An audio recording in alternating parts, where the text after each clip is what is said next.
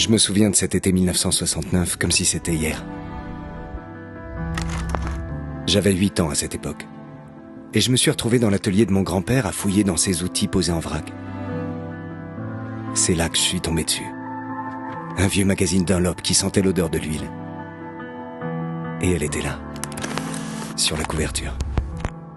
L'iconique voiture électrique qu'Ettore Bugatti avait construit pour son fils, il y a presque 100 ans. J'ai toujours adoré Bugatti. Comme mon grand-père qui parlait avec passion de la légendaire Type 35 et de ses nombreux records. Mais il y avait encore quelque chose d'autre dans cette petite version électrique. Quelque chose qui m'a fait espérer. Espérer qu'il était possible qu'un enfant comme moi puisse un jour toucher et peut-être même conduire un tel engin. J'étais fasciné. Les années passèrent et j'ai pu réaliser mon rêve de devenir pilote. Magnifique, Pierre-Henri Affanel qui bat le record du monde de vitesse. Les courses, les trophées, les victoires et toutes les expériences que j'ai vécues m'ont conduit chez Bugatti. C'est là que j'ai compris ce que voulait dire l'excellence, la passion, l'artisanat dans son plus bel écrin et l'importance des détails qui font de ces voitures des œuvres uniques.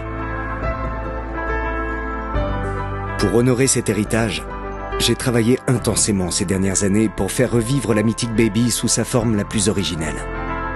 J'ai étudié les plans de fabrication. J'ai noté tous les détails et toutes les améliorations qui n'avaient jamais été mis sur papier avant. J'ai examiné les photos d'époque, analysé les rares modèles encore existants.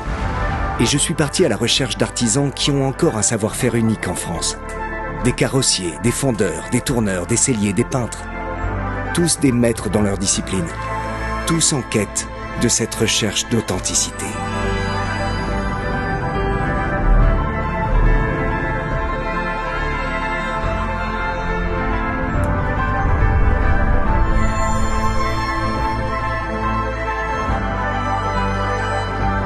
Nous travaillons aujourd'hui ensemble pour créer une série exclusive et limitée de la Baby Type 52, fabriquée entièrement en France et de la même manière qu'elle a été conçue en 1927.